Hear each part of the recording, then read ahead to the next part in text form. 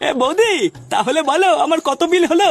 তোমার ওই তো দুটো বেগুনি 10 টাকা আর দুটো আলুর চপ 10 টাকা, 100 টাকা হয়েছে গো। এই রে বৌদি 100 টাকা খেয়ে ফেললাম। হ্যাঁ গো, এটাই তো আমার চপের গুণ। কখন যে কত টাকার খেয়ে ফেলবে বুঝতেই পারবে না। হ্যাঁ তা যা বলেছে বৌদি, সে তুমি যাই বলো আর তাই বলো, তোমার চপে কিন্তু একটা আলাদা স্বাদ আছে বৌদি, ধরলেই গরম আর মুখে নিলেই নরম।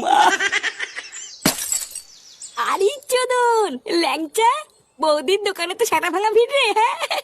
হ্যাঁ রে ফুটো, বৌদির হাতে জাদু আছে। যা সেটা ভাঙা চপ বানায় না, খেলে বুঝবি কি খেয়ে ফেললাম।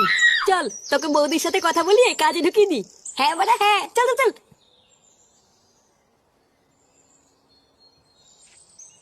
বৌদি, উমা ল্যাংচা ঠাকুর পোজে, গরম গরম চপ খাবে? চপ দেবো? আরে তা তো খাবোই, কিন্তু তার আগে শোনো আমি কি বলছি। এই যে বৌদি, এটা আমার বন্ধু ফুটো। তুমি বলেছিলে না তোমার দোকানে একটা ছেলের দরকার, তা আমার এই বন্ধুই তোমার দোকানে আজকের থেকে কাজ করবে। এ মা ঠাকুরপো, ওর তো ছোট। আমি তোমাকে বলেছিলাম না একটু বড় দেখে নিয়ে আসবে, এর তো ছোট হয়ে গেল। না না বৌদি, ওর বাইরে থেকে দেখে এরকম মনে হয়, ওর কিন্তু ছোট না। হ্যাঁ হ্যাঁ বাড়া, আমার ছোট